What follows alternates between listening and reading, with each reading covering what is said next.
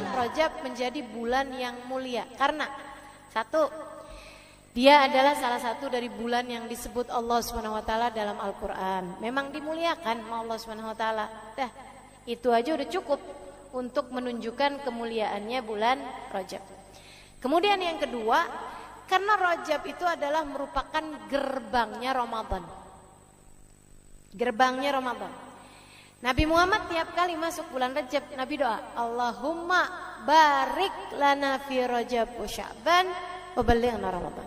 Ya Allah, berkahi aku di bulan Rajab, berkahi aku di bulan Sya'ban, sampaikan umurku sampai ketemu bulan Ramadan. Nah itu Nabi nariknya nggak cuman ke Ramadannya, nggak cuman ke Sya'bannya, tapi Nabi narik dari bulan Rajab. Artinya bahwa bulan Rajab itu adalah bulan gerbang menuju kepada bulan Ramadan. Sehingga para ulama banyak sekali nih yang mengatakan tentang hal-hal seperti ini dari urutan antara Rajab, Sya'ban, Ramadan. Ada yang bilang Rajab syahruz zara, Sya'ban syahrus saqi, wa Ramadan syahrul hasad. Rajab bulan kita menanam, Sya'ban bulan kita menyiram, dan Ramadan bulan kita panen. Kalau kagak ada yang ditanam di bulan Rajab, apaan yang mau disiram di bulan Sya'ban? Kalau ditanam di bulan Rajab nggak disiram di bulan Sya'ban, mati.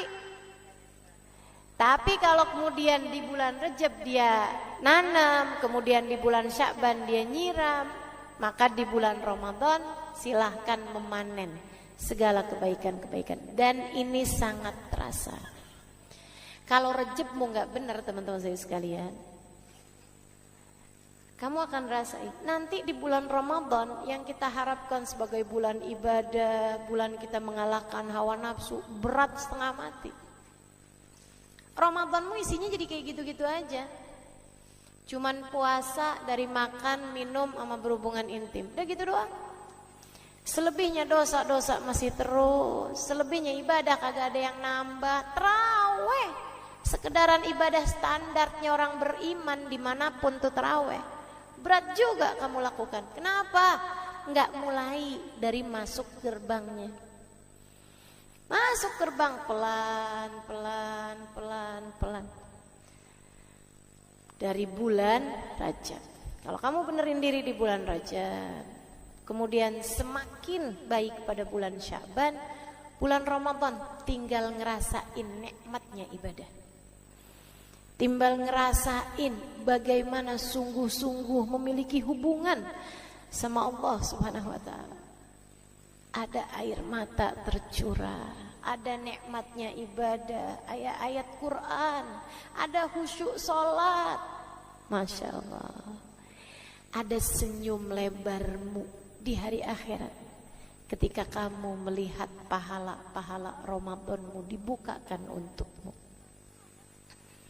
Mesti mulai dari bulan Rajab. Oh pantesan ya, saya tuh kalau Ramadan gitu-gitu aja. Iya, gak pakai persiapan. Segala-gala kalau gak pakai persiapan gak maksimal. Betul. Makanya teman-teman saya sekalian, siapin dari sejak bulan ini nih, bulan Rajab. Dia bulan gerbang menuju Ramadan. Sayyidil Hibzain bin Smith, guru saya, guru kita semua, harapan saya. Beliau mengatakan, Rajab syahrut takhalli, wa Sya'ban syahrut tahalli, wa Ramadan syahrut tajalli. Kok bahasanya mirip-mirip ya? Nah orang pinter tuh ngomongnya enak. Habib Zain ya, pinter luar biasa ngomongnya enak. Rajab syahrut takhalli, Rajab bulanmu bersih-bersih, mengosongkan diri dari dosa-dosa, bersih-bersihin dosa, kosongin tuh dosa-dosa dari hatimu. Wa Sya'ban syahrut tahalli, Sya'ban adalah bulanmu berhias diri. Habis dibersihin, sekarang tinggal tuh dipasangin interior yang bagus, ibarat kamar. Yang gitu ya. Ramadan syahrut tajalli. Ramadan adalah bulan kamu naik ke pelaminan. Bulan kamu bersanding. Ini ibarat pengantin nih. Bulan Rajab adalah bulan dia bersih-bersihin badan, mandiin, dilulurin gitu kan, bersih-bersihin. Sya'ban, bulan milih baju pengantin, bulan dia berhias, milih make upnya, milih tempat tidurnya, milih pakaian tidurnya, milih segalanya. Sya'ban, Ramadan adalah bulanmu menikah. Saudaraku sekalian saya muliakan, ini bukan kepada manusia tapi antaramu sama Allah. Dosa-dosa udah kebanyakan. Berapa bulan loh? 9 bulan. Iya kan? Wah, udah banyak bener nih dosa-dosa kita nih. Ini gimana nih caranya nih? Kosongin. Biar semuanya menjadi terampuni. Kalau udah kosong, bulan Sya'ban hiasin hatimu. Hati yang udah kosong dihiasin. Dihiasin dengan apa? Tidak ada penghias hati lebih dari sesuatu yang indah. Dihiasi dengan yang indah. Oke, boleh. Yang indah apa? Yang indah namanya Muhammad. Maka bulan Sya'ban banyaklah bersolawat kepada Nabi Muhammad. Hatimu akan terhias. Dan subhanallah, turun firman Allah, innallaha wa malaikatahu yusalluna 'alan nabi. Ya ayyuhalladzina amanu sallu alaihi wa sallimu taslima. Pada bulan Sya'ban. Karenanya Nabi Muhammad mengatakan, Rajab syahrullah, Rajab bulannya Allah.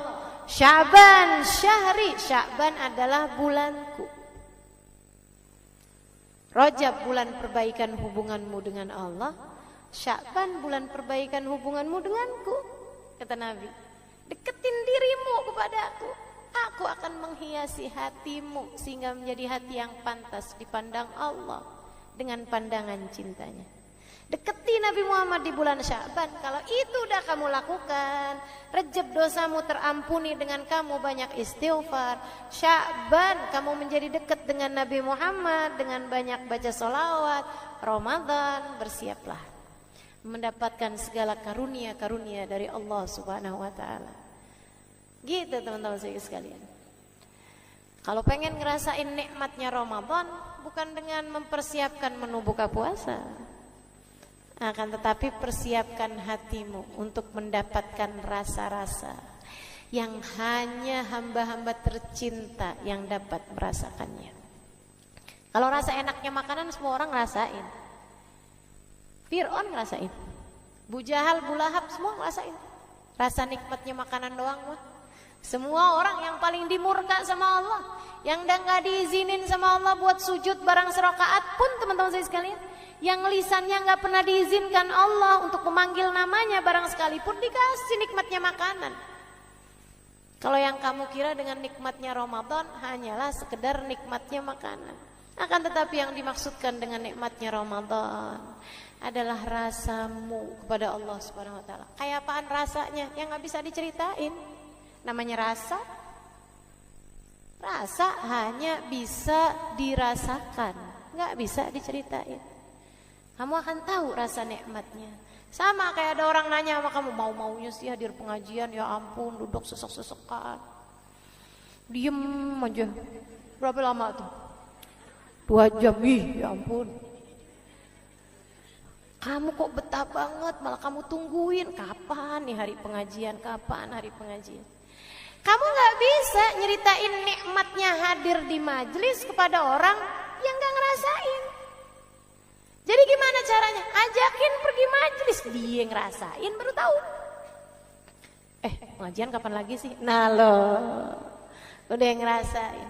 Nah ini teman-teman saya sekalian, kalau pengen ngerasain nikmatnya Ramadan, nikmat yang sampai bikin kamu tahu gak ada nikmat lebih nikmat daripada nikmatnya ibadah kepada Allah. Gak ada nikmat lebih nikmat daripada merasa cinta kepada Allah. Gak ada nikmat lebih nikmat daripada nikmatnya takhasyuk, tawadhu di hadapan Allah Subhanahu wa taala. Gak ada nikmat lebih nikmat daripada nikmatnya munajat kepada Allah Subhanahu wa taala. Pengen ngerasain nikmat-nikmatnya ibadah, mulai dari bulan Rajab teman-teman sekalian. Gerbangnya masuk yang benar, berhias yang benar, biar pantas kamu, bersih-bersih yang benar, biar nanti pantas diterima. Jadi orang masuk Ramadan enggak pakai siap-siap dari Rajab kayak pengantin, kagak bersih-bersih. Habis itu sesudahnya nggak dandan, jadi masih belepotan. Habis itu habis jatuh dari got, kemudian menuju pelaminan, kawini aku, terimalah aku. Lah, yang ada pengantennya, yang ada calonnya kabur, teman-teman saya sekalian, nggak mau dia. Bagaimana diterima? Maka demikian pula dengan kita mau masuk kepada bulan Ramadan, persiapannya yang benar, maksimalin, insya Allah. Nah, apa persiapan yang bisa kita lakukan di bulan Rajab ini? Ada 3 hal, saudara sekalian, kamu bisa perbanyak ketiganya di bulan Rajab. Yang pertama, zikir, dan sebaik-baik zikirnya adalah istighfar. Ya, istighfar yang banyak, istighfar di bulan Rajab, terutamanya baca Allahumma ufirli warhamni watub alayya 70 kali ba'da subuh, 70 kali ba'da maghrib. Ustazah, itu katanya hadisnya dhaif. Sejak kapan istighfar kamu nyari hadis? Kenapa kalau disuruh istighfar kamu nyari hadis? Kalau kamu mau nonton, mau ngapa-ngapain, kagak ada tuh nyari hadis. Iya kan, kalau ibadah kan mesti ada tuntunannya. Istighfar tuntunan dari Allah, bukan? Fastaghfiru rabbakum innahu kana ghaffara. Siapa yang suruh? Allah. Beristighfarlah kalian kepada Allah, innahu kana ghaffara. Sesungguhnya Allah Subhanahu wa taala Maha Pengampun. Idza jaa nasrullahi wal fath wa ra'aitan nasa yadkhuluna fi dinillahi afwaja fasabbih bihamdi rabbika wastaghfir. Fasabbih bihamdi rabbika. Bertasbihlah kamu kepada Allah, wastaghfiruh, dan mohon ampunlah, istighfarlah padanya. Innahu kana tawwaba. Gitu. Jadi banyakin istighfar, terutamanya baca Allahumma ufirli warhamni watub alayya. Habis subuh 70 kali, sama ba'da maghrib atau ba'da isya 70 kali. Kalau bisa sambil ngangkat tangan, kerjainnya langsung habis salam.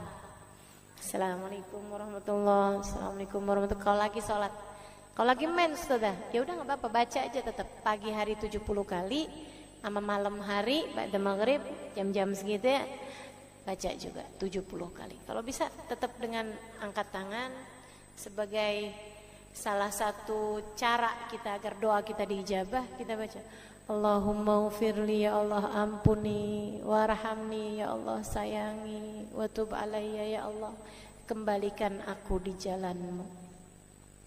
Masih kadang suka nyasar-nyasar, ya Allah tolong balikin lagi, ya Allah balikin lagi, ya Allah. Gitu. Allahumma ufirli warhamni. Ustazah udah biasanya Rabbi ufirli warhamni watub alayya. Boleh apa enggak? Boleh. Tapi memang lafadznya yang dari hadis yang saya terima dari guru-guru itu ya, pakainya Allahumma. Allahumma ufirli warhamni watub alayya. Siapa hadisnya berbunyi? Siapa yang membaca ba'da subuh sama ba'da, pokoknya di waktu man gora, siapa yang membaca hina asbah wa hina amsa, setiap pagi dan setiap sore, 70 marrat, 70 kali dari Allahumma ufirli warhamni watub alayya, harramallahu sya'rahu wa basyarahu minan nar. Istiqomah selama 1 bulan di bulan Rajab, insyaallah Allah akan halangkan badannya dan rambutnya dari api neraka. Artinya Allah akan ampuni dosa-dosanya, teman-teman sekalian. Dapetin ampunan kita dari Allah, insya Allah. Niat kita ngerjain, niat ya insya Allah kita niat sampai akhir Rajab. Bismillah. Nah ya, teman-teman sekalian. Kemudian apa lagi? Banyakin puasa sunnah. Sebab ada hadisnya ini. Inna yauman minal ashhuril hurum kathalathina sawma yaumin min ashhuril hurum kathalathina yaumin min ghairih. Sesungguhnya puasa 1 hari di bulan-bulan mulia, salah satunya Rajab, itu adalah setara 30 hari di bulan-bulan yang lain. 31 harinya setara 30 hari di bulan-bulan yang lain. Nah, jadi kan banyak tuh pahalanya. Nah, ya. Apalagi yang masih punya hutang puasa di bulan Ramadan, dah bayarin mumpung masih bulan Rajab. Kalau udah masuk bulan Sya'ban pertengahan, itu udah udah lampunya udah kuning. Kalau udah nyampe ke masuk bulan Ramadan lagi udah merah lampunya, yang artinya kamu kena denda. Dendanya apa? Setiap 1 harinya 1 mud beras, 6 ons beras, kalau belum dibayarkan di bulan yang di tahun ini. Gitu. Jelas gak? Jelas ya. Ini seperti itu teman-teman sekalian. Jadi yang masih punya utang-utang puasa Ramadan, nih bayarin di bulan Rajab ini, kamu akan dapat juga insya Allah pahala puasa Rajab. Gitu. Mudah-mudahan dapat diamalkan. Dan yang terakhir, amalan yang bisa kita lakukan di bulan Rajab, menghidupkan malam dengan banyakin doa.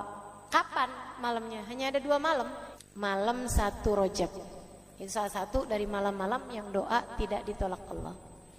Dan yang satunya lagi yang kamu bisa hidupkan malamnya, malam 27 Rajab.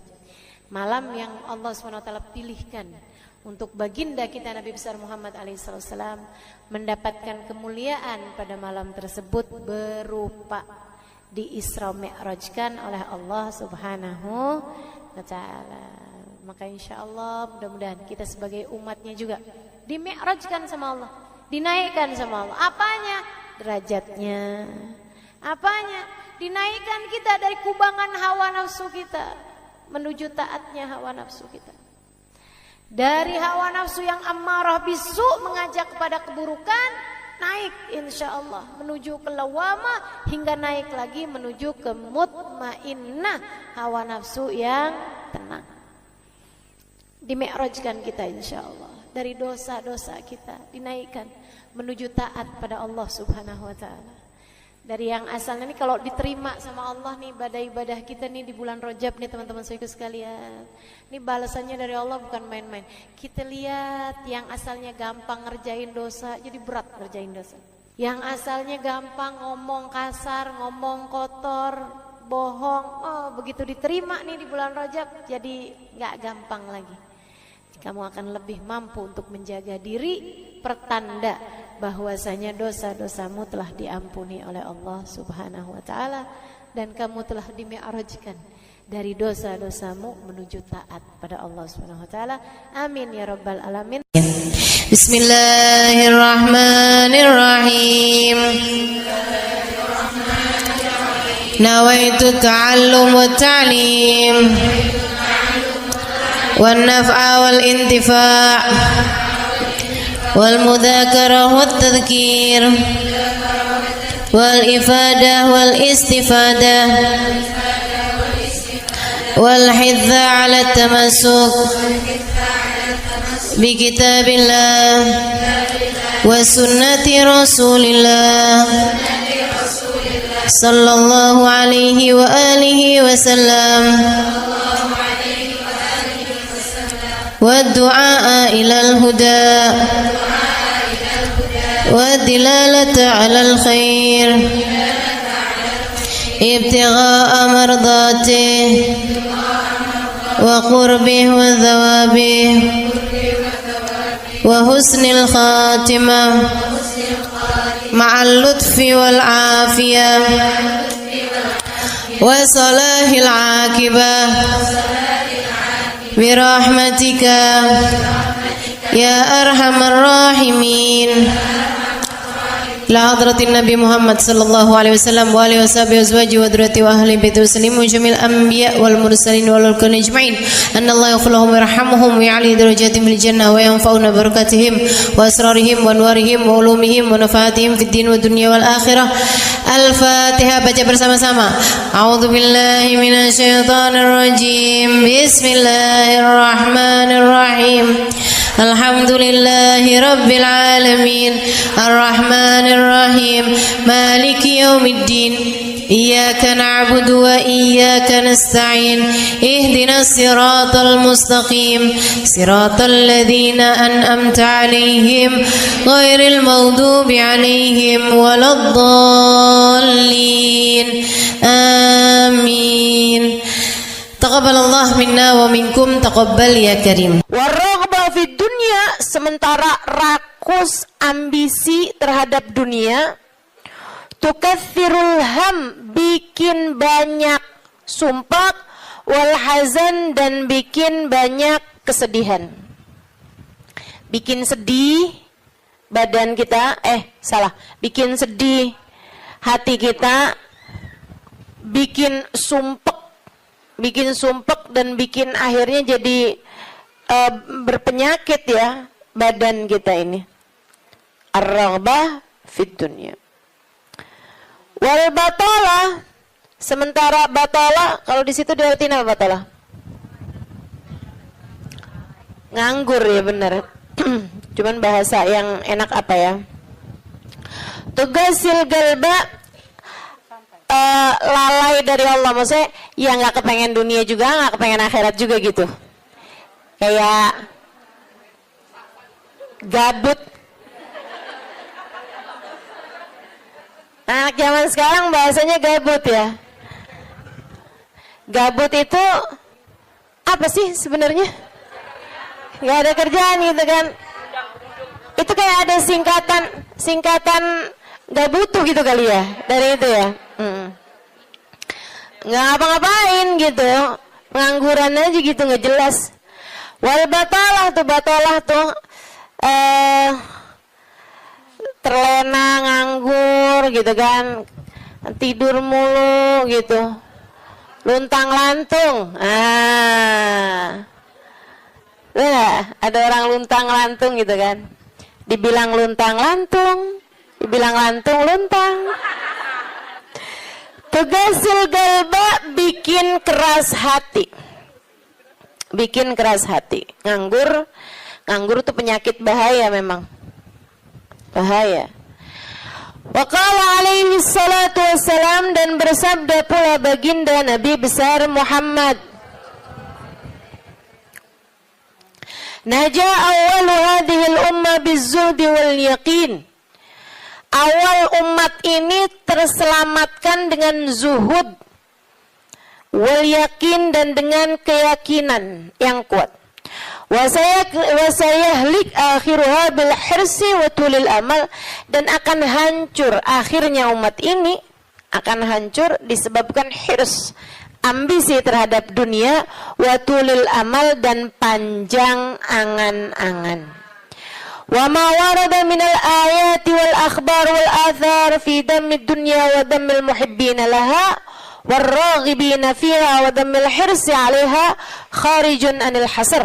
Dan apa yang warid, apa yang datang dari ayat, hadis, athar itu yang disampaikan oleh Nabi maupun para ulama, fi dammid dunya, dalam celaknya dunia, maksudnya mengenai betapa buruknya dunia, betapa buruknya orang-orang yang mencintai dunia, betapa buruknya orang yang ambisi terhadap dunia, dan mil hirs 'alaiha, betapa buruknya orang yang rakus terhadap dunia. Banyak sekali kharijun anil hasr, enggak bisa kehitung. Ayat, hadis maupun ucapan para ulama mengenai betapa buruknya dunia, betapa buruknya para pecinta dunia dan lain sebagainya ini banyak banget hadisnya, keterangannya enggak kehitung. Watasani fil ulama, dan karangan-karangan para ulama rahmatullahi alaihim, semoga rahmat Allah senantiasa tercurah kepada mereka, minas salaf wal khalaf, baik dari ulama zaman dulu maupun ulama-ulama belakangan, masyhunah bidzalik, penuh sekali dengan hal-hal yang seperti itu. Kayak Imam Ghazali gitu kan, nulis dalam kitabnya baik Ihya Ulumuddin ataupun kitab yang terakhirnya beliau itu namanya Minhajul Abidin dan lain sebagainya, itu banyak banget mengenai hal-hal yang seperti ini gitu. Betapa pentingnya kita untuk zuhud terhadap urusan dunia. Tsumma inad dunya ibaratun wallahu a'lam bisawab. Sampai situ ya. Nabi Muhammad alaihissalam mengatakan, az-zahada fid dunya tuyrihul qalba wal badan. Zuhud dunia nih. Apa tuh zuhud? Zuhud itu teman-teman tidak mengharapkan kesenangan dunia dari Allah sekalipun ya, enggak minta gitu, enggak seneng gitu sama kesenangan dunia dari Allah. Itu namanya zuhud akhirat. Dan juga teman-teman, zuhud ama manusia itu tidak menginginkan apa yang ada pada manusia, apa yang dimiliki orang enggak kepengen. Gitu kan?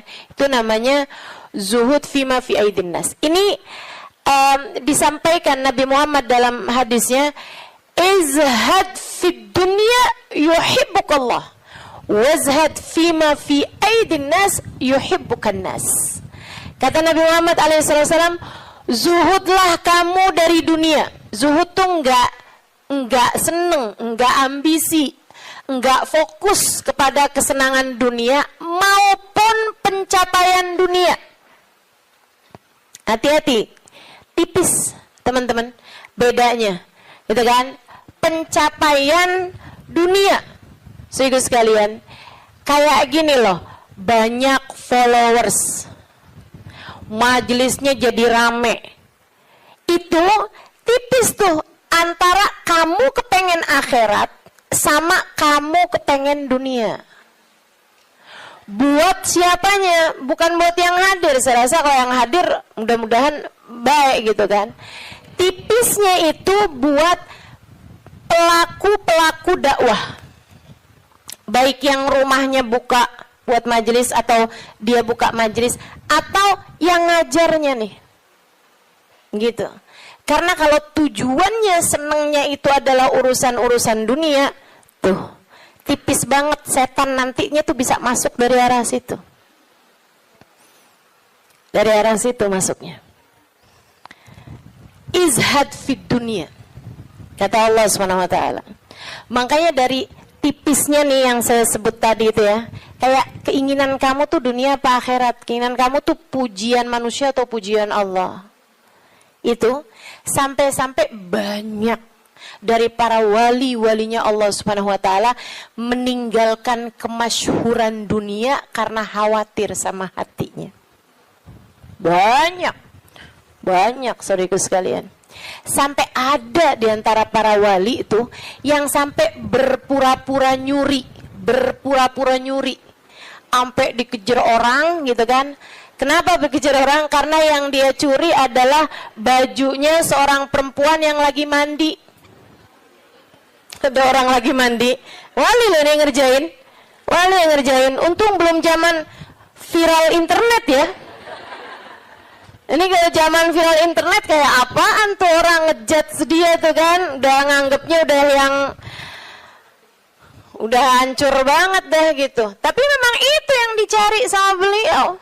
Yang dicari sama beliau adalah menghindar dari kepopuleran, menghindar dari apa yang orang-orang cari dari kemuliaan dunia, karena khawatir hatinya terselip rasa keinginan untuk dianggap mulia di dunia menghancurkan kemuliaannya di akhirat.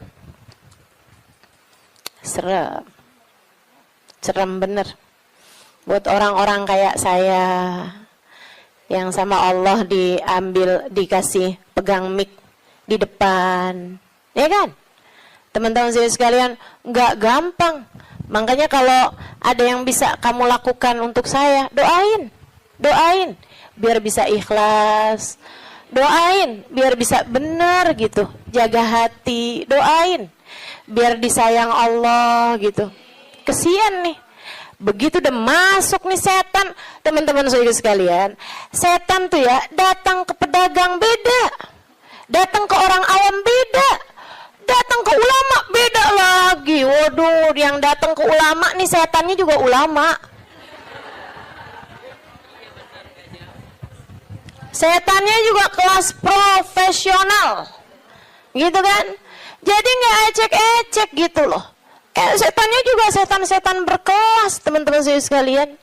Nah itu kan yang belum tentu selamat gitu, belum tentu selamat. Masya Allah. Ada tuh zamannya Imam siapa ya? Ada Imam Ghazali cerita dalam Ihya-nya. Kita suka ketawa-ketawa tuh dengerin cerita Imam, maksudnya kau baca ceritanya Imam Ghazali yang begitu-begituan. Kata Imam Ghazali dalam Ihya-nya tuh, ada orang atau di Minhaj ya, wallahu a'lam, pokoknya salah satu kitab Imam Ghazali lah. Imam Ghazali cerita, ada orang dia itu ulama, teman-teman. Cuman ulamanya itu masih suka yang ya gitulah, masih ada kesenangan-kesenangan dunianya. Senang sama popularitas, senang sama dimuliain orang, senang sama ini sama itu sama ini sama itu. Ada satu ulama khomul, ulama yang lain nih, ulama yang nggak seneng namanya terkenal, nggak seneng, dia nggak seneng sama urusan begituan, urusannya antara dia sama Allah, tapi ilmunya luar biasa. Ulama yang kedua nih, yang kedua. Ini ulama yang pertama nih, saya nggak inget namanya gitu ya. Dua-duanya nih saya nggak inget namanya. Nah, ulama yang pertama nih, dia lagi khutbah Jumat, teman-teman saya sekalian. Dia ngomong sesuatu yang dinisbatkan kepada ulama yang kedua yang nggak seneng keterkenalan apa ini, teman-teman. Dia ngomong bahwa saya pernah dengar kayak, kan ada orang-orang itu ya Allah, mudah-mudahan Allah bersihkan hati kita semuanya nih ya. Ada orang-orang yang kalau cerita sama orang lain, bahkan di mic sekalipun, senang menunjukkan kedekatannya sama ulama yang lain atau sama orang-orang yang berilmu, guru-guru apa segala macam gitu kan ya. Yang tujuannya adalah biar orang tahu nih, gua deket sama si ini, gua deket sama si itu. Paham maksud saya? Mudah-mudahan Allah selamatkan hati saya. Mudah-mudahan Allah selamatkan hati kita semua. Sehingga sekalian, dia bilang tentang ulama B nih. Dia bilang, saya pernah dengar syekh ini mengatakan gitu kan. Syekh itunya hadir di majelis tersebut. Ya. Dan yang diomongin sama syekh A ini tentang syekh B, itu nggak pernah diomongin sama syekh B-nya. Paham? Jadi ulama A ini bohong tentang ulama B. Bohongnya di khutbah Jumat cuman untuk menunjukkan betapa dekatnya dia sama ulama B tersebut itu. Dia ngomong kayak begitu, sehingga sekalian, tahu apa yang dikerjain sama ulama B? Ulama B ini yang, kenapa nih anak? Beliau berdiri nyabut bulu ketiak di tengah orang banyak. Beliau berdiri nih, beliau berdiri kemudian nyabut bulu ketiak. Heh, Syekh, kurang ajar kamu. Ini waktunya khutbah. Saya nggak pasti itu khutbah Jumat atau khutbah yang lain nih ya. Ala kulli hal, Syekh, ngapain kamu di waktunya khutbah, kamu malah cabut bulu ketiak? Duduk Syekh, nggak punya adab. Kata Syekh B ini, kamu yang nggak punya adab nak. Kamu yang nggak punya adab Pak. Kenapa kamu mengingatkan saya untuk sesuatu hal yang sunnah? Nyabut bulu ketiak, kalau salah mah hari Jumat ya. Nyabut bulu ketiak hari Jumat hukumnya sunnah. Ala sunnah. Walimada astahi, dia bilang. Kenapa saya mesti malu? Kamu gak punya malu apa depan orang-orang kamu nyabut bulu ketiak? Bulu ketiak itu kan buat laki-laki sama laki-laki nggak aurat. Sesama perempuan aja nggak aurat. Bulu ketiak ya, maaf ya. Teman-teman sekalian, beliau bilang walimada astahi. Kenapa saya mesti malu? Ana ala haq wa anta alal batil. Saya mengerjakan barang hak, kamu mengerjakan barang batil. Dia bilang saya mengerjakan barang hak, nyabut bulu ketiak sunnah hari Jumat. Dia bilang kamu ala batil. Karena kamu menceritakan tentang saya sesuatu yang tidak pernah saya katakan. Saya Syekh Fulan, sebutin nama dia namanya. Ya Allah, merah padam mukanya. Seram, teman-teman, seram. Ya gitulah. Kadang-kadang tuh sampai tipis banget keinginan dakwah atau keinginan pamer. Tipis. Setannya tuh ngebisikin sampai kayak suara semut. Katanya Nabi Muhammad alaihi salatu wassalam, "Ar-riya yadhubbu ala ummati kadhabibin naml." Riya itu bersuara di hati umat saya kayak suaranya semut. Nyaris enggak kedengeran. Enggak kedengeran suaranya. Antara kamu seneng agama Allah jadi tinggi atau kamu seneng nama kamu jadi tinggi. Tipis, segaris, bahkan lebih tipis daripada kulit bawang, teman-teman. Makanya mesti terus minta perlindungan sama Allah. Ya Allah, ya Allah. Ya Allah, ya Allah. Bimbing terus ya Allah, ya Allah, ya Allah. Gitu. Mudah-mudahan Allah karuniakan keikhlasan bagi kita sekalian insyaallah. Sebab yang namanya pencapaian akhirat teman-teman. Dan pencapaian akhirat kita nggak pernah tahu. Pencapaian akhirat tuh kita nggak pernah tahu. Taunya kapan? Ntar di akhirat. Namanya juga pencapaian akhirat. Taunya entar di akhirat. Saat kamu berhasil menghadap Nabi Muhammad. Saat namamu menjadi seseorang yang dikenal oleh Nabi Muhammad. Kalau mau bangga tar di sana. Kalau mau bangga ntar di sana. Saat kamu bisa melewati jembatan Sirat secepat kilat. Saat kamu bisa selamat masuk surga Allah Subhanahu wa taala. Saat kamu bisa digiring di belakang bagindamu Nabi besar Muhammad. Mau membusungkan dada saat itulah silahkan. Mau ngerasa diri sesiapa saat itulah silahkan. Mau menganggap diri berhasil mencapai kemuliaan saat itulah silahkan. Mau menganggap diri mencapai pencapaian dalam dakwah saat itulah silahkan. Silahkan. Mau menganggap diri solehah saat itulah silahkan. Jika sampai namamu dipanggil oleh Nabi Muhammad, jika sampai kamu diperkenankan bersalaman dengan Nabi Muhammad, jika sampai Nabi Muhammad berkata raditu biki, aku ridho kepadamu, saat itulah silakan melayang-layang teman-teman. Sebelum itu terjadi, kamu masih antara-antara. Kamu masih ada di tepi jurang. Selagi itu belum terjadi, kamu masih ada di persimpangan jalan antara dinaikkan kepada Allah atau dihancurkan oleh Allah Ta'ala. Kita nggak pernah tahu. Kita nggak pernah tahu. Makanya selalu minta sama Allah, ya Allah karuniakan keikhlasan agar ngerti melakukan sesuatu hanya untukmu ya Allah. Karuniakan keikhlasan, mengajar karenamu, belajar karenamu, buka majelis karenamu, hadir majelis karenamu, nyumbang majelis karenamu. Karuniakan keikhlasan ya Allah. Salat karenamu, sedekah karenamu, bantu orang karenamu. Begitu enggak lillah, dilepeh sama Allah teman-teman, jadi apa?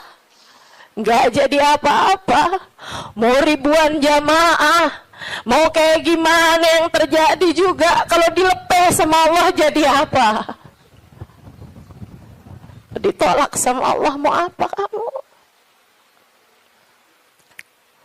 Mudah-mudahan Allah karuniakan keikhlasan.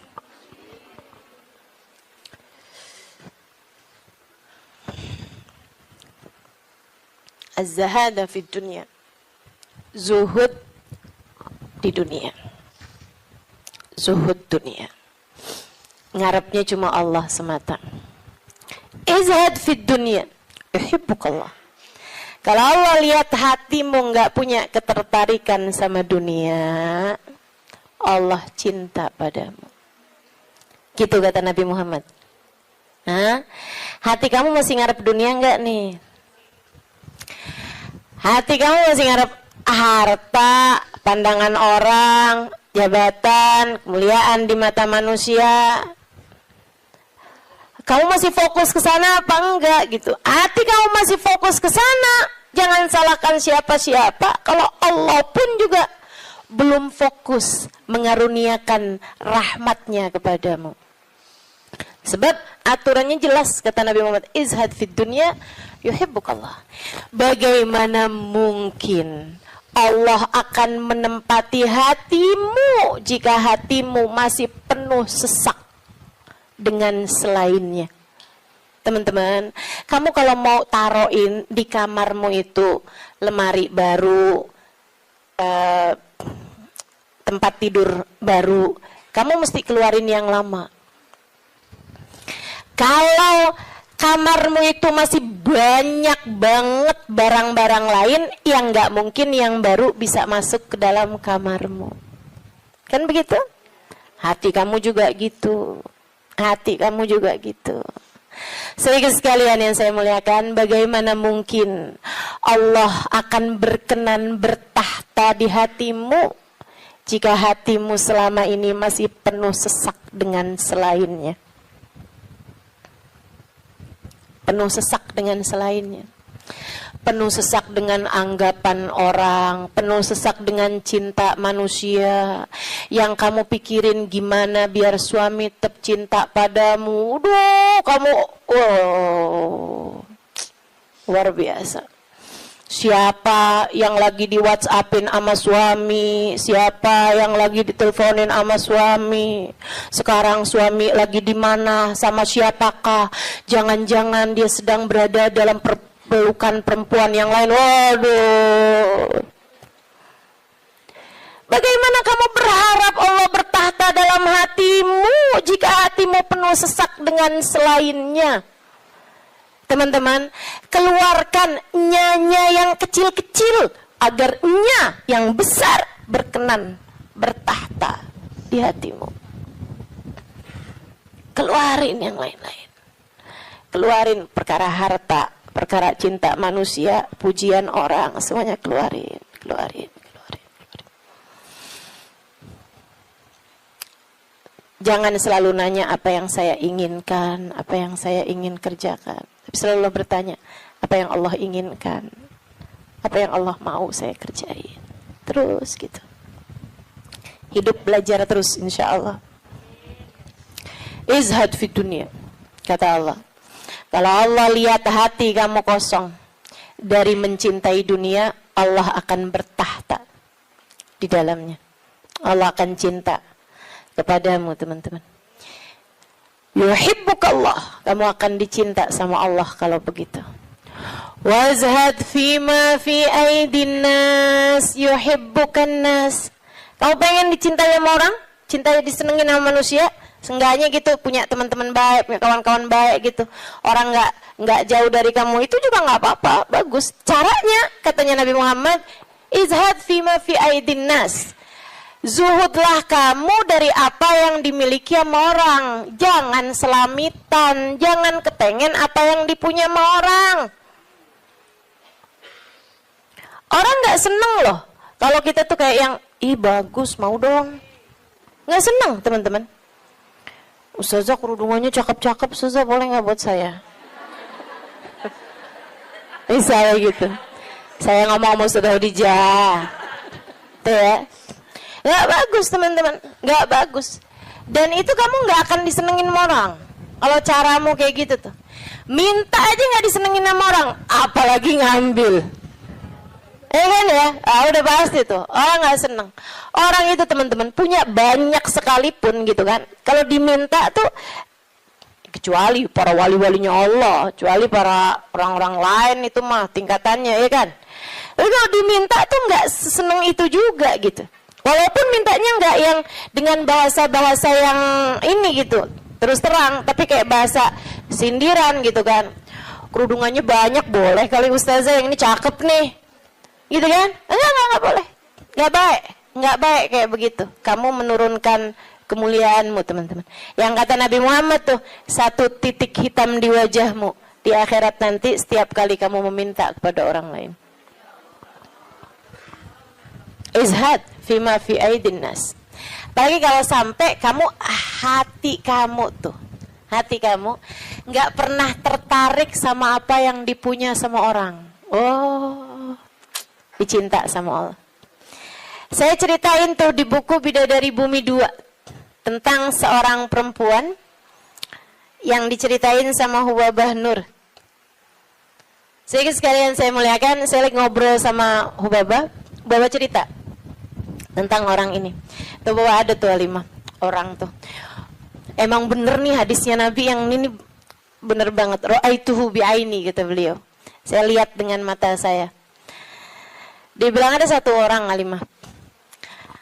Itu beliau, si perempuan ini, saya bolak-balik ngelihat di undangan, di kondangan, tuh ya, di pesta-pesta gitu, perkawinan kayak gitulah, kondangan-kondangan, bajunya itu terus. Saya tahu kalau dia ini miskin karena bajunya itu terus, gitu kan? Orang di Tarim itu kalau keluar semuanya pakai baju hitam. Nah, kalau baju hitam kan susah nandainnya kan yang sama semua, betul apa enggak? Sedikit sekalian saya muliakan, makanya saya suka heran gitu, Ustazah Halimah nih fashionable, apa namanya? Bener nggak ngomongnya? Lagi mana? Apa tadi?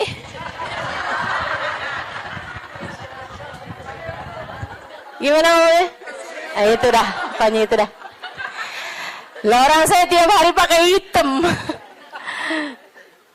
begitu ya. Sedikit sekalian. Nah ini kan kalau keluar mah agak susah ditandain karena kan semuanya hitam gitu. Tapi kan kalau pas kondangan tuh, orang sana itu kalau kondangan dalam ruangan semuanya perempuan, mereka dandan. Mereka pakai baju gitu kan. Pakai baju yang berwarna-warni, ya. Pakai baju warna-warni, enggak ada yang pakai baju hitam tuh. Enggak ada yang pakai baju hitam. Saya waktu enggak dulunya enggak tahu gitu kan, saya pakai baju hitam aja gitu masuk. Buka. Waduh gimana nih mau buka ya. Habisannya terus udah ngerti gitu lama-lama. Jadi teman-teman, kata Hubabah, orang ini kalau kondangan baju itu mulu. Akhirnya saya punya niat, kalau nanti saya keluarin baju, saya panggil tuh orang. Saya cari tahu dan dia nih rumahnya ini apa, keluarganya siapa gitu. Saya paham, saya tahu tempatnya karena Tarim tuh kecil, kota kecil. Ya, semua orang memang saling kenal satu sama lain. Akhirnya dia bilang, kata Hubabah, waktu saya datang baju-baju yang baru-baru, ada orang ngasih ini apa segala macam, yang lama-lama saya keluarin. Hubabah tuh begitu teman-teman. Ngajarin kepada kita jangan sampai yang, aduh penuh banget, kamu masuknya iya, keluarnya kagak gitu kan. Ada yang masuk, ada yang keluar. Akhirnya mau Hubabah baju-baju yang lama-lama tuh dikeluarin, bagus-bagus tentu aja ya, dan semua orang juga seneng dapat bajunya Hubabah gitu kan. Jangan terus minta, jadi kepikir nih berangkat ke Tarim meminta baju mau Hubabah. Tentu berkah kan ya, tentu berkah, tapi ya sekali lagi jangan minta. Subhanallah teman-teman, kalau nggak minta tuh, kalau mintanya mau ntar kasih. Jadi kepikir ya, mau minta sama Allah, nggak usah yang gitu-gitu juga. Mau minta sama Allah tuh pahala aja, udah pasti enak. Teman-teman sih sekalian, akhirnya Hubabah itu ngeluarin baju-baju beliau, ada setumpuk lah gitu. Beliau panggil tuh orang perempuan itu, panggil sama Hubabah. Dia seneng banget dan memang miskin banget teman-teman. Bajunya cuma itu aja, buat kondangan itu, buat keluar itu, buat sholat itu gitu. Dia cuma segitu itu bajunya gitu. Baju sholat kayak mau kena gitu, tuh ya. 2, kalau 1 dicuci kan ada gantinya gitu. Terus baju keluar dia gitu, baju hitam 1, terus baju hari-harinya dia kayak daster gitu buat di rumah, 2 potong 2 biji gitu, tuh 1-nya lagi baju buat kondangan. Udah gitu aja, simple hidupnya. Jadi sekalian dipanggil tuh perempuan sama Hubabah. Kata Hubabah, saya habis ngeluarin baju-baju nih, silahkan kamu pilih yang mana yang kamu mau, sisanya tolong bagiin. Kamu yang bagiin gitu, sama siapa yang kamu mau deh gitu. Di depan Hubabah nih, Majlis nih, dia bilang, oh gitu Hubabah, Masya Allah Hubabah, Masya Allah, mudah-mudahan Allah berkahi Hubabah, mudah-mudahan Allah doain panjang lebar gitu. Saya pikir orang alhamdulillah ya, saya memberi kepada orang yang tepat nih gitu. Orangnya seseneng itu gitu dikasih baju. Makasih Bapak, makasih. Mudah-mudahan Allah tambahin Bapak, mudah-mudahan doa apanya. Habis itu dia ambil satu. Wah, ini cocok nih buat ponakan saya nih. Kata, wah, ini cocok nih buat teman saya sih itu. Satu lagi, wah cocok nih buat adik saya nih. Ini cocok nih buat tangga saya. Ini cocok. Sampai habis semuanya, nggak ada satu pun yang buat dia. Kata Hubabah, begitu semuanya buat orang lain tanpa ada satu pun yang buat orang tersebut. Ya Allah, 5 saat itulah saya jatuh cinta padanya. Bener banget yang Nabi Muhammad bilang, izhad fima fi aidin nas yuhibbukan nas. Ketika kamu tidak tertarik sama apa yang dipunya sama manusia lain, sama orang lain, justru manusia akan cinta padamu. Manusia ini memang unik. Allah tuh seneng kalau ada orang seneng sama apa yang dimiliki sama Allah, Allah seneng. Allah tuh diminta seneng. Allah itu kalau ada orang tertarik sama apa yang ada pada Allah, surga, gitu kan? Itu kan yang Allah janji-janjikan kan? Allah tuh kalau melihat orang tertarik sama surga, tertarik sama hisab yang mudah, tertarik ke perjumpaan dengan Allah, tertarik, Allah malah seneng teman-teman. Manusia nih justru kebalik. Manusia tuh kalau ada orang tertarik sama apa yang dia punya, malah nggak demen. Terutama perempuan, kalau ada orang tertarik sama suaminya, dia nggak demen banget tuh.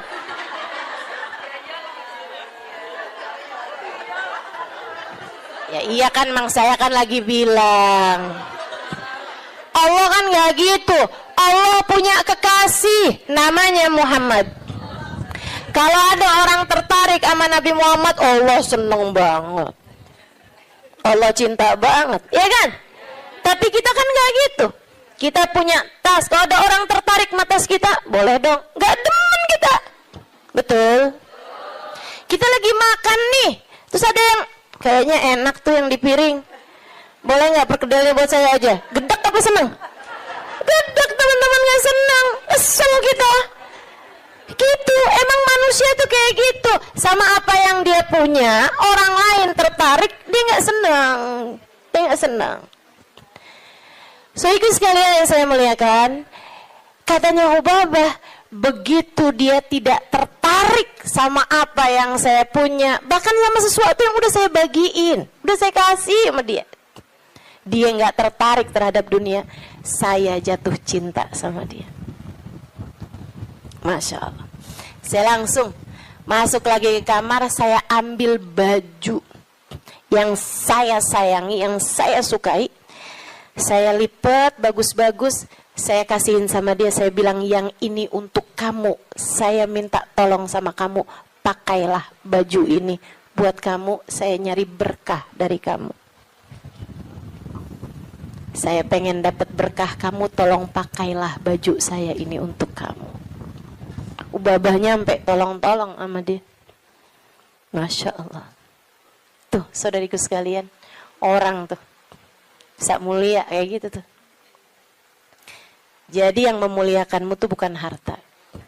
Sebagaimana yang sering saya sampaikan padamu, kemuliaanmu tidak ada pada harta, kemuliaanmu tidak ada pada tahta, jabatan, kemuliaanmu tidak ada pada rupa, kecantikan.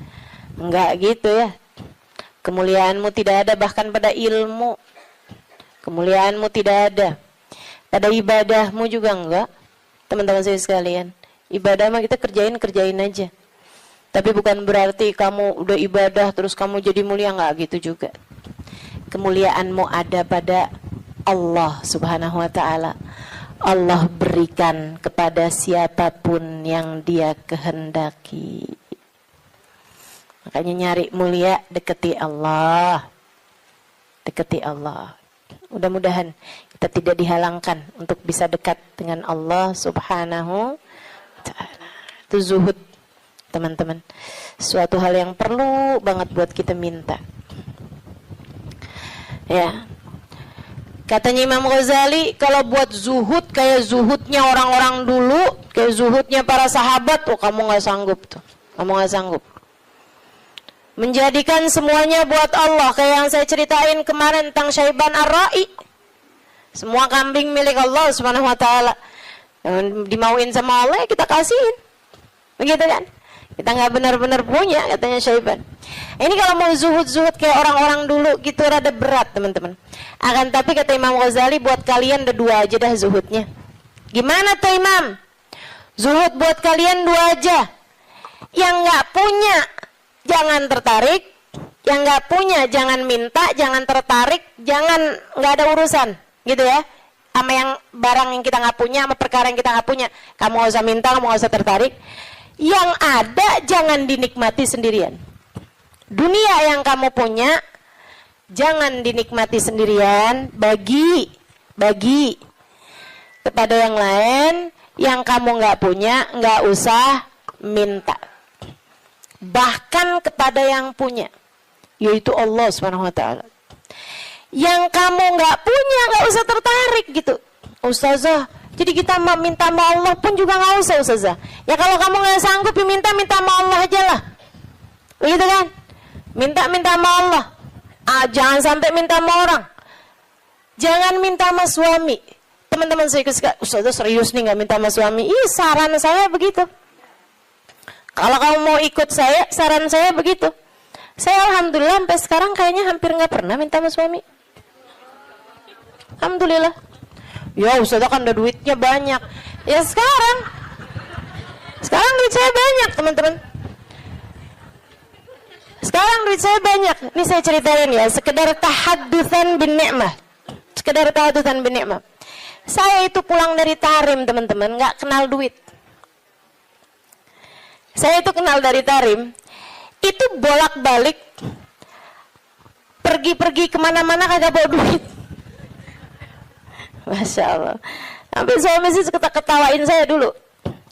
Pernah gitu satu waktu, saya pergi majelis. Teman-teman pasti nggak tahu tuh, zaman saya belum terkenal. Tahun 2003, tahun 2002 gitu kan. Saya pernah ada majelis maulid. Banyak dulu majelis maulid yang saya hadir nggak diminta bicara, banyak. Saya berulang kali hadir di Al-Hawi nggak diminta bicara. Ya hadir aja nggak apa-apa. Kenapa emang? Kita ngarep berkah, teman-teman. Ustazah kalau sekarang hadir di Al-Hawi nggak diminta bicara, hadir apa enggak? Ya hadir lah. Beberapa tahun yang lalu juga saya hadir di Kuitang nggak diminta bicara, nggak apa-apa. Kenapa emang? Kenapa emang? Lah kenapa kamu yang repot? Kenapa tuh? Repot kamu? Kalau saya nggak diminta bicara, kamu repot? Nggak apa-apa, teman-teman. Emang kenapa? Kita dapat berkah dari hadir. Kita dapat ilmu dari yang menyampaikan. Kan begitu? Kalau kita diminta bicara, ya bicara. Kita diminta nggak bicara, ya nggak usah pengen bicara. Biasa aja. Diminta diam, kita diam. Diminta bicara, kita bicara. Kan begitu. Hamba Allah Subhanahu wa ta'ala. Saudara sekalian saya muliakan, ala kulli hal. Gitu ya. Enggak, saya cuma mau bilang aja, maksudnya bahwa yang sekarang kamu kenal itu dulunya juga nggak dikenal. Kan begitu ya? Sekarang Habib Umar bin Hafid misalnya gitu. Siapa orang nggak kenal sama Habib Umar bin Hafid? Ya kan? Apakah pernah ada masanya Habib Umar nggak dikenal? Banyak, panjang masanya Habib Umar juga nggak dikenal. Gitu. Jadi biasa-biasa aja. Yang masalah itu adalah rasa hati kita. Ini memang nih kelas-kelasnya ulama yang nggak kenal istilah star syndrome. Mudah-mudahan Allah karuniakan, teman-teman. Untuk orang-orang semacam saya ini mudah-mudahan Allah karuniakan. Jangan sampai tuh kena penyakit yang namanya star syndrome ya. Kayak, tahu kan maksud saya? Ini sekali lagi tahadutsan bin ni'mah ya. Meskipun tuh waktu saya sebut star syndrome tuh ada juga tuh nenek-nenek di sini nggak ngerti. Tapi dia mau nanya bingung kan? Nggak usah dipikirin Melulun, nggak usah. Iya. Sehingga sekalian, jadi tuh karena saya belum tahu tempat-tempat di Jakarta, itu dulu awal-awal kali saya datang ke sini pulang dari Hadramaut itu ada banyak majelis yang diantrinya sama suami saya. Suami saya nganterin tuh. Begitu ya. Jadi kalau ada orang, Ustazah ini kemana-mana nggak pernah dianterin sama suami, saya akan jawab, udah pernah.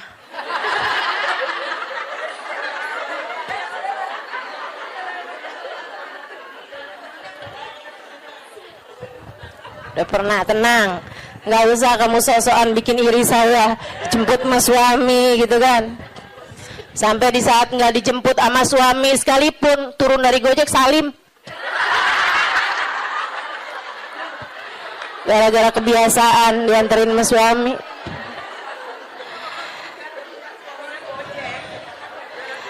Akhirnya pernah tuh ada waktunya saya itu dianterin sama suami, habisnya itu pas pulang-pulang saya telepon sama dia gitu. Saya bilang, jemput saya bisa nggak? Dia bilang, waduh saya susah nih Halimah, saya jauh dari situ. Kamu tadi nggak bilang kalau disuruh jemput juga, saya pikir nganterin aja. Lah saya pulang sama siapa nih? Dia bilang, ya udah ajak siapa kek buat pulang ke rumah kamu. Naik apa? Panggil taksi aja kalau gitu. Duitnya dari mana? Dia bilang, kamu nggak punya duit? Nggak punya? Astagfirullah. Dia bilang, saya kawin sama siapa ini? Nggak ngerti duit. Masya Allah, Masya Allah. Sehingga sekalian, jadi cerita aja gitu. Nggak punya duit nggak bikin saya jadi hina, bukan? Nggak ngenal duit, nggak ngerti duit zaman itu, nggak bikin saya hina. Sehingga sekalian, sekarang saya punya duit, nggak bikin saya jadi tambah mulia. Enggak, cuman jadi lebih gampang aja kalau nyari taksi. Kalau nggak ada yang nganterin, meskipun juga nggak perlu naik taksi ya sekarang, alhamdulillah. Jadi sekalian yang saya muliakan, jadi itu kayak begitu gitu kan, urusan dunia nih nggak bikin kita jadi tambah mulia, nggak bikin kita jadi tambah hina. Kemarin tuh berapa lama yang lalu, Habib Umar ada cerita teman-teman, ada cerita gini nih, kata Habib Umar, marat alayya iyam. Habib Umar, pernah berlalu beberapa hari, bahkan beberapa bulan dari masa kehidupan saya, ma fi jaybi illa 3,000 riyal. Dia bilang, saya nggak punya apa-apa di kantong saya selain 3.000 riyal. 3.000 riyal sama dengan 15.000 duit kita. Main di daerah. Saya nggak punya selain daripada itu, kata Umar. Cuma 15.000 perak tuh. Berhari-hari, berminggu-minggu, berbulan-bulan. Kata Habib Umar bin Hafid, apakah berkurang kemuliaan seseorang karena nggak punya duit? Apakah berkurang nilai saya gara-gara cuman punya 15.000 itu? Nggak berkurang. Dunia teman-teman tidak memuliakan seseorang. Habib Umar, saya saksinya. Hubabah Nur, Habib Umar, yang ada seberapa dikeluarin, ya udah dikeluarin gitu. Ada tamu-tamu, berapa puluh orang, berapa ratus orang gitu kan. Yang ada pun punya, keluarin. Itu. Nggak ada hitung-hitungan sama urusan duit. Hubabah Nur itu teman-teman saya sekalian, karim banget, dermawan banget. Beliau itu bahkan, kan tinggal di kota Tarim, orangnya miskin-miskin.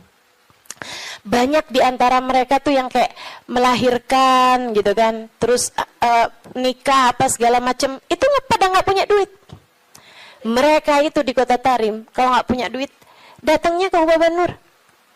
Hubabah Nur kasih kepada mereka.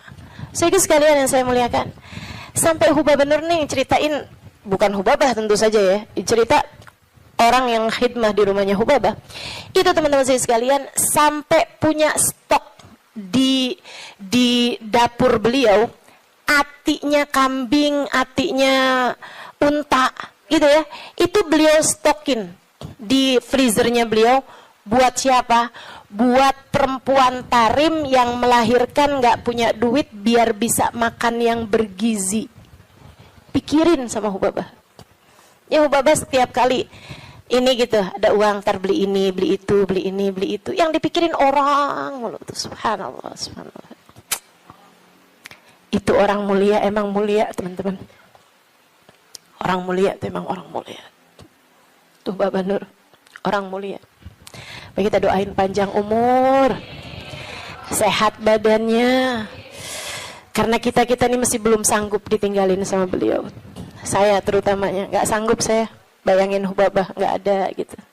Bayangin Habib Umar nggak ada gitu, ya Allah. Mudah-mudahan Allah panjangkan umur beliau insya Allah. La ilaha illallah. Tuh, yang ada dibagi, yang nggak ada nggak usah dicari, ya kan? Yang nggak ada nggak usah dicari, nggak usah tertarik, nggak usah minta bahkan sama suami. Saran saya gitu, nggak usah minta sama suami, jangan sandarkan rezekimu sama suamimu, jangan. Makanya kalau doa urusan rezeki itu teman-teman, nggak usah gini loh, ya Allah banyakin rezekinya suamiku ya Allah gitu, biar bisa ngasih aku gitu. Jangan teman-teman, doa aja, ya Allah karuniakan rizki kepadaku atau kepada kami deh gitu. Nggak usah kamu sandarkan rezeki kamu tuh sama suami, walaupun yang kerja suami, karena itu namanya ngatur rezekinya yang dari Allah tuh kayak harus lewat suami gitu, padahal kan nggak kayak gitu. Tapi kan selama ini kayak gitu. Yaudah doain dia, doain kamu juga gitu. Ya Allah karuniakan kepada kami rizki yang halalan, thayyiban, mubarakan, mencukupi kami. Begitu kan?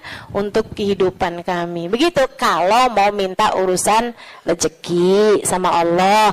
Meskipun para ulama-ulama yang zuhud-zuhud, minta sama Allah aja enggak teman-teman. Minta nih urusan dunia sama Allah aja enggak. Minta sama Allah aja enggak, urusan dunia oh enggak. Kami tidak meminta kepada yang punya, bagaimana mungkin kami memintanya kepada yang enggak punya. Itu katanya Sayyidina Salim. Saya juga sering cerita ini. Cucunya Sayyidina Umar bin Khattab, namanya Syekh Salim, Sayyidina Salim. Saudara sekalian, beliau nih Sayyidina Salim ini ulama terkemuka di kota Madinah, di kota Mekah. Satu waktu khalifah lagi haji. Khalifah tuh raja, presiden, ya, di atasnya presiden bahkan. Karena dia mengepalai negara-negara yang ada dalam khilafah Islamiyah. Gitu. Kayak kalau di kita apa ya, ketua PBB kali ya. Cuman itu jadi kayak mengatur negara juga. Kalau PBB kan ngatur negara-negara doang, nggak mengatur negaranya dia sendiri. Kalau ini kayak presiden, tapi selain daripada dia presiden, dia juga ngepalain negara-negara yang ada di dalam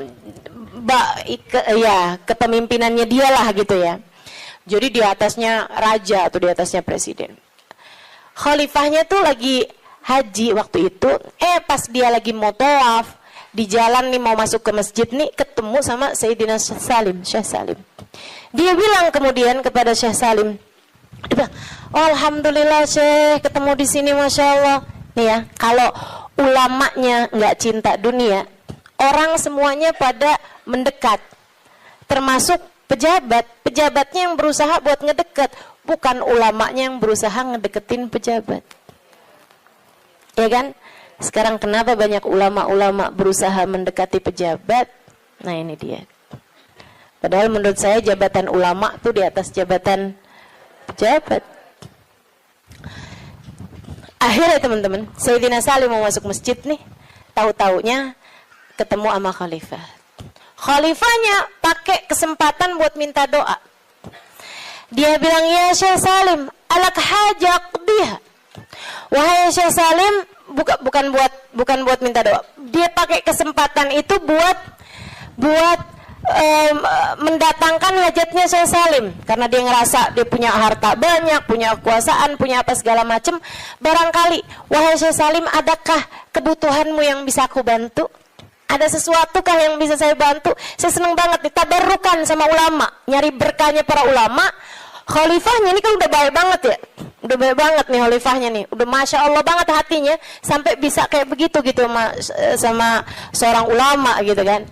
Bukannya ulama ngajuin proposal, ini malah pejabatnya yang nanya sama ulama tersebut, alat hajak dia, adakah kebutuhanmu yang bisa saya bantu? Katanya Sayyidina Syekh Salim begini nih, maaf, kita lagi ada di rumahnya, saya malu untuk meminta kepada selain sahibul bait. Di rumahnya Allah, sahibul baitnya siapa?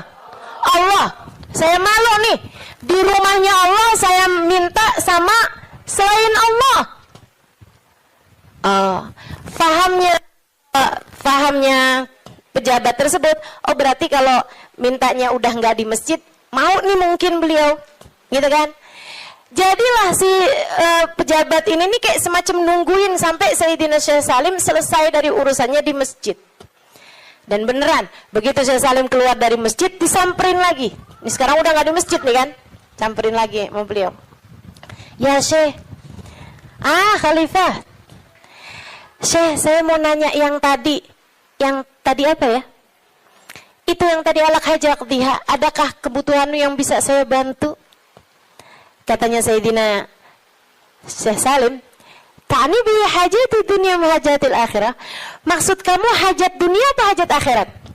Ya hajat dunia lah Syekh. Kalau hajat akhirat justru orang seperti saya meminta doa kepadamu, biar urusan akhirat kita lancar kan? Kan justru malah ngalap berkah dari para ulama gitu kan. Katanya Syekh Salim, oh maksud kamu hajat dunia? Maaf, kalau urusannya hajat dunia, saya selama ini tidak pernah minta kepada yang punya. Bagaimana mungkin saya meminta kepada yang enggak punya? Yang punya dunia siapa? Allah. Saya malu buat minta dunia sama Allah. Bagaimana mungkin saya minta dunia kepada yang tidak memilikinya, yaitu kamu sebagai manusia. Manusia mau suami kamu, mau anak kamu, mau saudara kamu, semuanya sama-sama tukang makan rejeki. Tidak ada di antara mereka yang memberi rejeki. Yang memberi rejeki cuma satu, namanya Allah.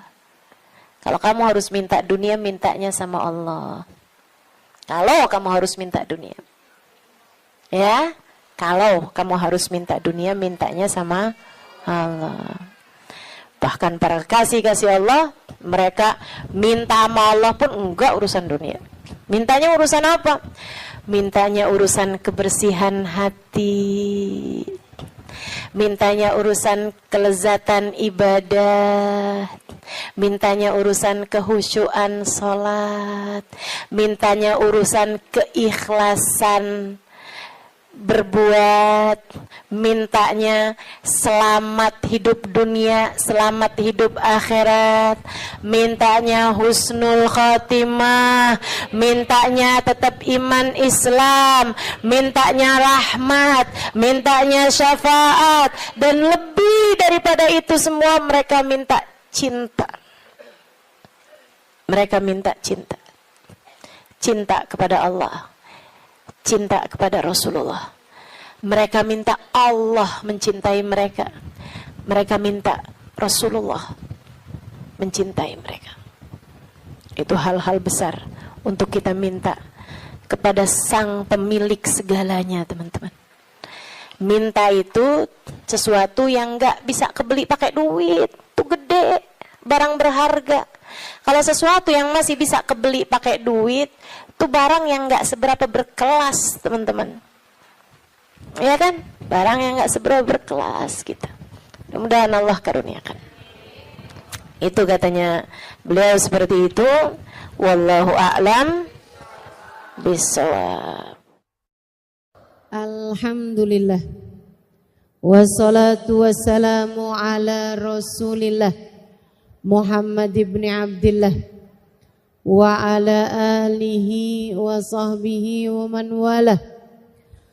Subhanaka la ilma lana illa ma 'allamtana innaka antal alimul hakim. Rabbi shrah li sadri wa yassir li amri wahlul 'uqdatan min lisani yafqahu qawli. Amma ba'du. Alhamdulillah, sama-sama kita hormati, kita muliakan keluarga besar dari At-Tarisi At-Thayyibah, Habib Mustafa, Teh Ela beserta segenap keluarganya. Kita doakan semoga senantiasa dalam rahmat ridha Allah Subhanahu wa taala. Panjangkan umurnya, disehatkan badannya, dimudahkan urusannya, dimurahkan rizkinya, senantiasa dalam pandangan kasih sayang Allah Subhanahu wa taala.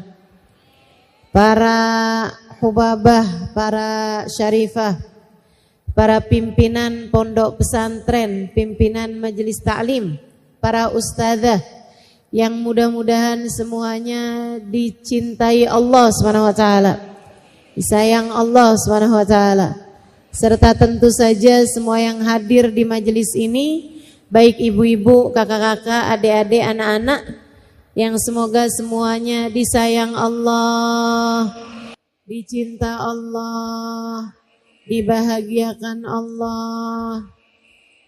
Semoga semuanya disayang Rasulullah, disyafaati Rasulullah Muhammad sallallahu alaihi wasallam insyaallah. Amin ya rabbal alamin. Kita akan melanjutkan kajian kita di kitab kita Ar-Risalah Al-Jami'ah, risalah lengkap atau kitab lengkap, kitab kecil lengkap, yang di sana kita pelajari mengenai syariat agama Allah Subhanahu wa taala. Dan kita sekarang sampai di bab fikih, yaitu tepatnya sampai di bab mengenai mandi. Betul ya? Bulan lalu sudah saya terangkan tata caranya mandi. Hari ini saya akan menerangkan hukum-hukumnya mandi. Hukum-hukumnya mandi. Memang mandi ada hukumnya Ustazah? Banyak. Kita akan pelajari di pertemuan kali ini insyaallah. Dan juga bulan depan tuh kita udah libur lagi. Kita ngajinya banyak liburnya pokoknya. Karena bulan depan kita sudah akan memasuki bulan Maulid. Akhir Agustus sudah masuk bulan Maulid. Nanti kita juga akan bikin Maulid. Teman-teman juga bisa liatin Instagram saya, nanti akan kita share Maulid di At-Tarisi kapan, Maulid di tempat-tempat yang lain kapan. Dan saya umumkan juga bahwa Maulid saya, maksudnya Maulid yang kami adakan, saya dengan teman-teman Al-Ikhwan dan Muhasabah Cinta adakan pada tanggal 28 September. Ingat-ingat ya tanggalnya. Ibu-ibu nanti pulang lingkarin kalendernya. Maulidnya tanggal 28 September di Masjid Raya Istiqlal. Ya. Masjidnya gede sih. Tapi jangan datang kesiangan.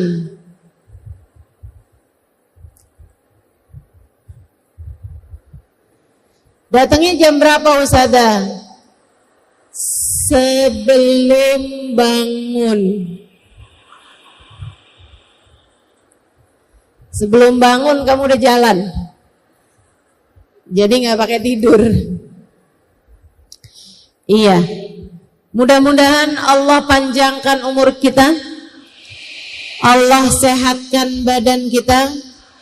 Allah takdirkan diri kita untuk bisa menghadiri maulid Nabi kita Muhammad sallallahu alaihi wasallam insyaallah. Amin ya rabbal alamin. Sebelum kita akan bahas hukum-hukumnya mandi ini, kita akan awali dulu dengan membaca niat belajar bersama-sama. Ikuti sudah saya. Bismillahirrahmanirrahim. Nawaitu ta'allum wa ta'lim wan naf'a wal intifa' wal mudzakarah wat tadhkir wal ifadah wal istifadah wal hitha 'ala tamasuk bi kitabillah wa sunnati rasulillah sallallahu alaihi wa alihi wa sallam wa du'a ilal huda wa dilalata alal khair ibtigha'a mardatih wa qurbih wa thawabih ma'al lutfi wal afiyah wa salahil akibah birahmatika ya arhamar rahimin. Ila hadratin Nabi Muhammad sallallahu alaihi wasallam wa alihi washabihi azwaji wa dzurriyyati wa ahli baiti wasallim wa jamil anbiya wal mursalin wal qawni ajma'in wa nususun masjidil muhajirin Allahumma bin Isa Fakil Muqaddam Muhammad bin Ali wa alawi Sayyidina Abdurrahman Asgaf Sayyidina Abdullah bin Abu Bakar Al-Aidarus Fakhrul Wujud Asy-Syaikh Abu Bakar bin Salim Musuli Mufurim Tumasai Berati bin Abdullah bin Al-Haddad Ahmad bin Zain Al-Habsyi Habib Ali bin Muhammad Al-Habsyi wa jami' sadatina ali abi alawi ajma'in thumma ila arwahi arbatil a'immatil mujtahidin wa mughalidin fiddin ulama amilin fuqaha wal muhaddisin wal qurra wal mufassirin wa sadati sufiyatil muhaqqiqin ajma'in annallaha yaghfir lahum wa yarhamuhum wa ya'li darajatihim fil jannah wa yanfa'una barakatihim wa asrarihim wa anwarihim wa ulumihim wa nafahatihim fid din wad dunya wal akhirah. Al-Fatihah.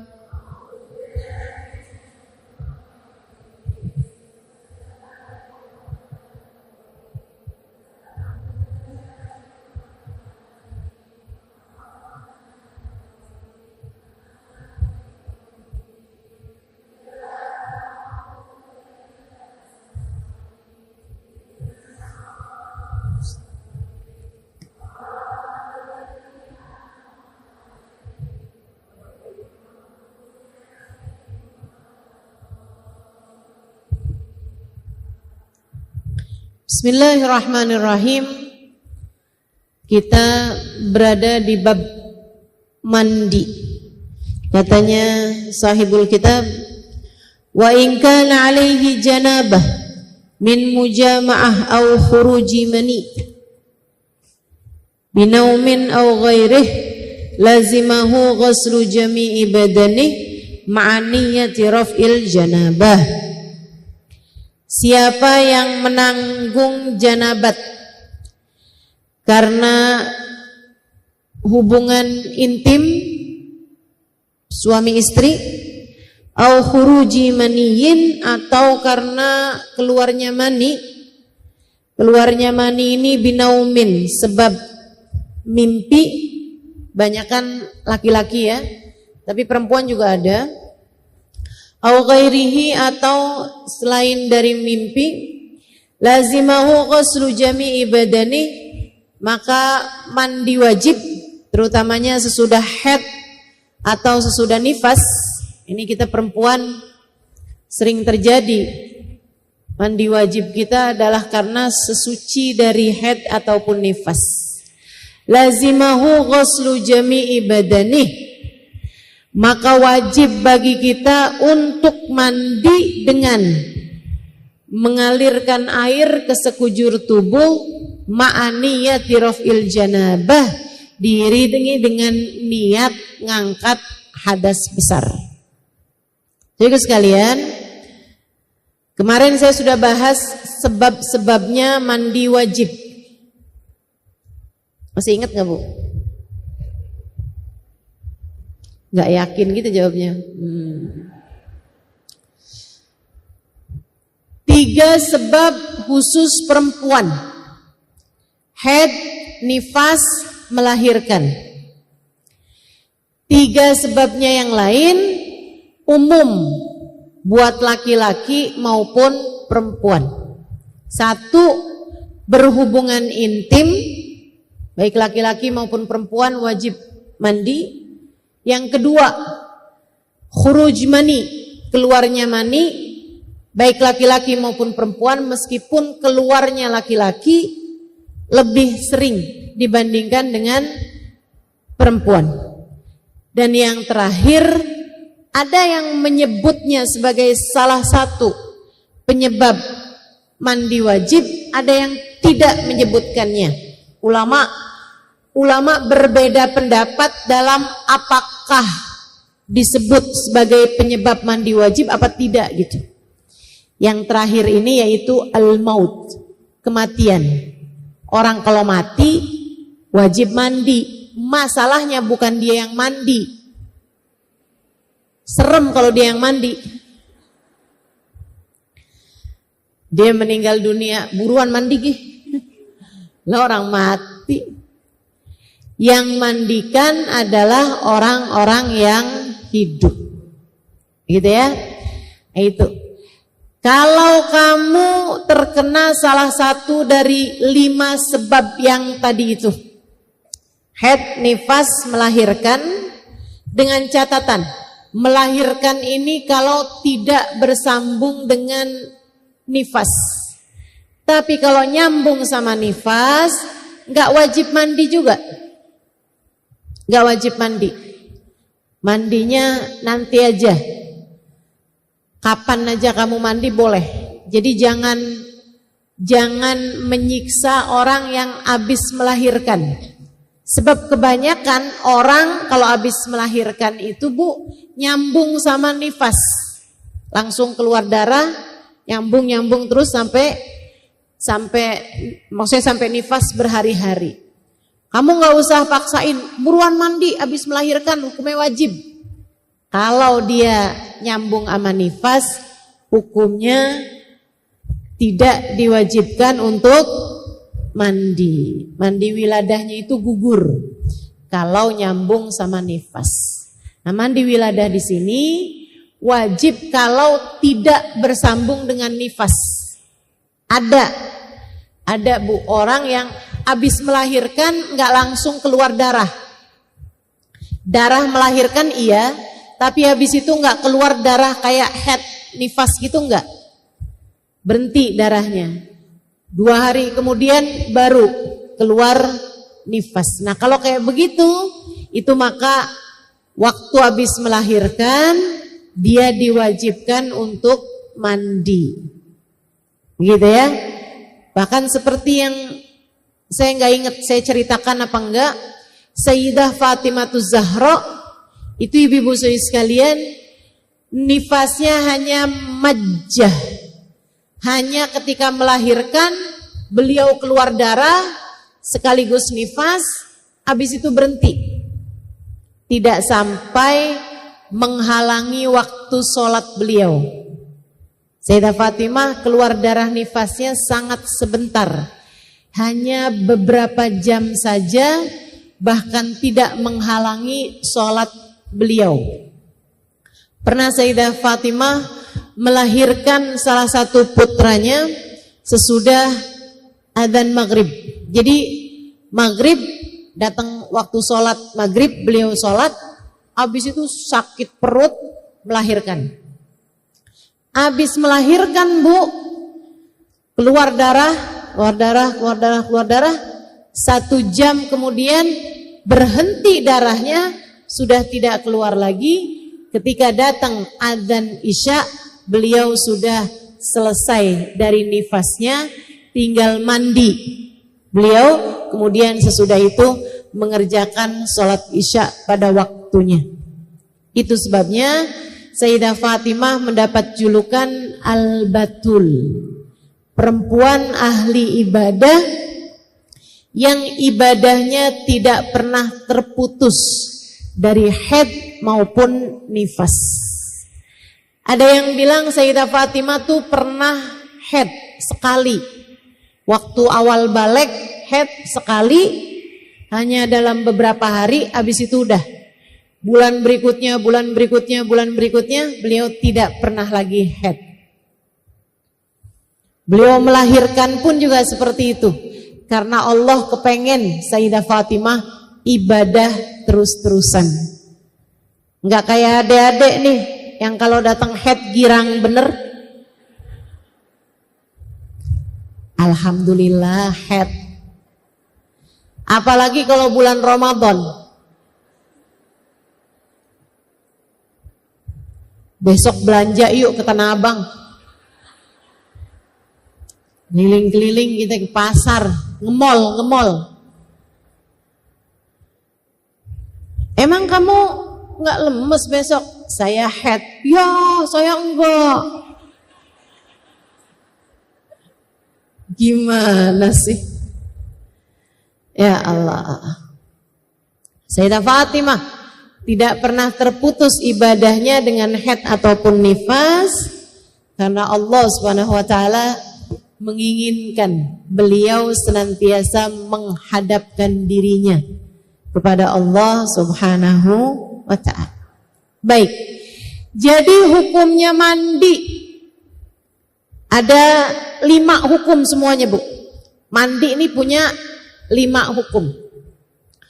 Hukum yang pertama wajib, yaitu apabila datang salah satu sebab dari 5 sebab-sebabnya mandi yang telah tadi saya sebutkan, yaitu haid, nifas, melahirkan, keluar mani, sama keluar sperma ya, sama yang terakhirnya adalah berhubungan intim. 5 hal ini menyebabkan mandimu berhukum wajib. Tidak boleh menunda-nunda mandi kecuali, dengerin, kecuali buat orang yang berhenti dari haid atau nifas tapi belum di waktu yang biasanya. Misalnya, Ustadzah saya itu biasa mens 8 hari atau setidaknya 7 hari. Ini kok tiba-tiba aja saya mens 4 hari Ustazah berhenti. Gimana nih? Saya harus langsung mandi atau boleh saya tunggu? Boleh tunggu. Berapa lama nunggunya? 1 kali 24 jam. Sehari semalam. Boleh tunggu. Kenapa gitu? Karena biasanya siklus haid itu secara normalnya tidak berubah. Atau paling tidak kalau dalam sedang sehat siklus men itu tidak berubah banyak. Kalau biasanya 8 hari ya jadi 7 hari, jadi 9 hari gitu. Gitu ya. Kalau misalnya biasanya 8 hari, 7 hari, ini kok cuma 4 hari berhenti, bisa jadi keluar lagi nanti. Jadi kamu boleh tunggu sampai besoknya. Kalau ternyata besoknya juga enggak keluar sama sekali, bahkan ketika kamu colek juga, kamu ambil enggak ada apa-apa. Tidak ada apa-apa yang berwarna selain putih, adanya cuman yang warnanya putih, maka kamu harus segera mandi. Ternyata emang beneran udah gak keluar sama sekali. Saat-saat yang kamu menunggu tadi 24 jam, sholatmu wajib diqodho. Jelas? Adik-adik dengerin nih, yang masih pada haid dengerin. Ustazah kok saya nggak ngerti ya, saya harus dengerin apa enggak? Umurmu berapa Bu? 70 tahun, nggak apa-apa, nggak usah. Ibu udah nggak mens kan, nggak apa-apa. Nggak ngerti nggak apa-apa. Udah Bu tinggal aja Bu, tidur nggak apa-apa dah. Jadi kalau kamu biasa head 7 hari, tahu-tahu kok sekarang 6 hari udah bersih nih Ustazah. Saya mandi apa enggak? Mandi. Karena kan emang 6, 7 deket. Mandi aja langsung. Tapi kalau kamu punya kebiasaan headnya 7 hari, 8 hari, ini kok baru hari keempat udah berhenti, baru hari kelima kamu udah berhenti, kamu boleh nunggu sebanyak 24 jam. Artinya adalah 1 hari 1 malam. Liatin, keluar enggak tuh? Kalau ternyata keluar, ya emang berarti kamu belum suci.